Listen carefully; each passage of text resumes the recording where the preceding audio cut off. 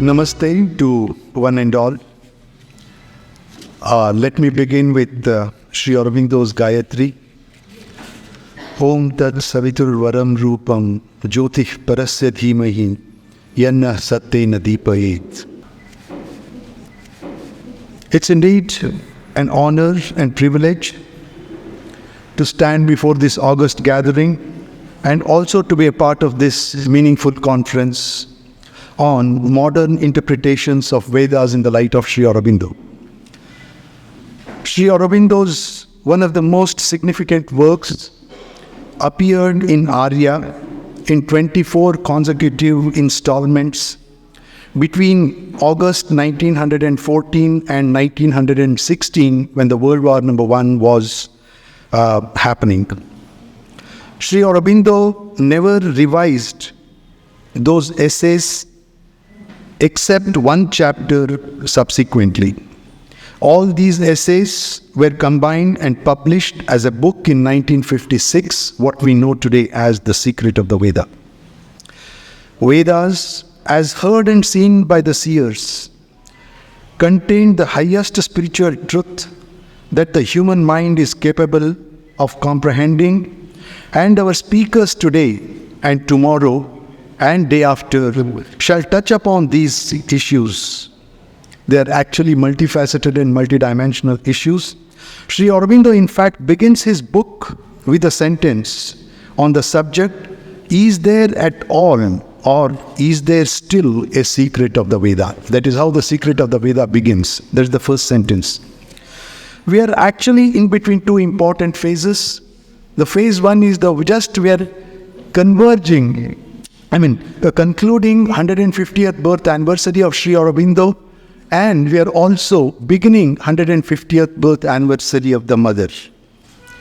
In view of this conference lays foundation for the celebrations to begin. At a time when majority of Western scholars thought Vedas to be obscure, superstitious, barbarous, compilation of mere colossal illogical facts, Sri Aurobindo in 20th century unraveled the secret of the Veda in the modern context. This was the need of the hour, as many of us did not have the privilege of studying Sanskrit or did not study in traditional schools. For Sri Aurobindo, the Vedas comprise mystical hymns, meaningful rituals, and are actually a source of deep spiritual knowledge beyond the realms of knowledge acquired by our sensory organs.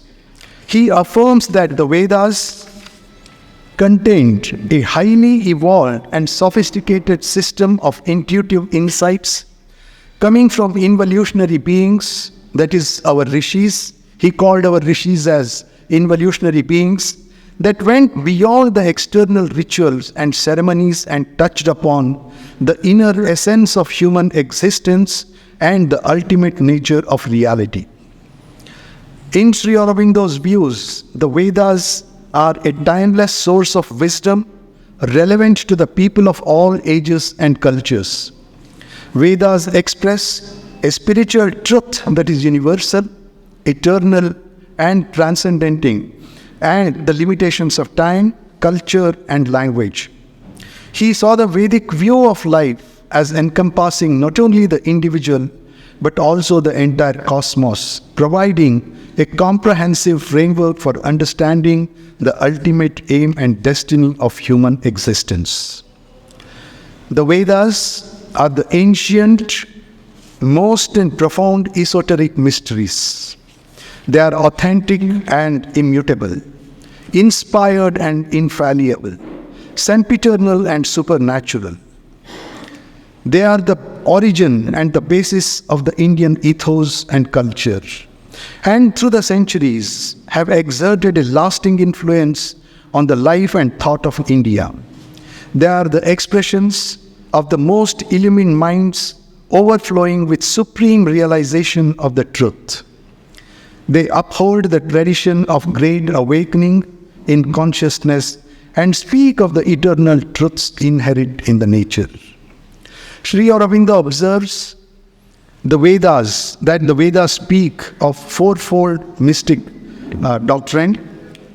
Number one, that there is a world of truth, light and immortality, Satyam Jnanam Anantam, higher and superior to our world of existence, and that we have to ascend into it and live in it. That is the first one.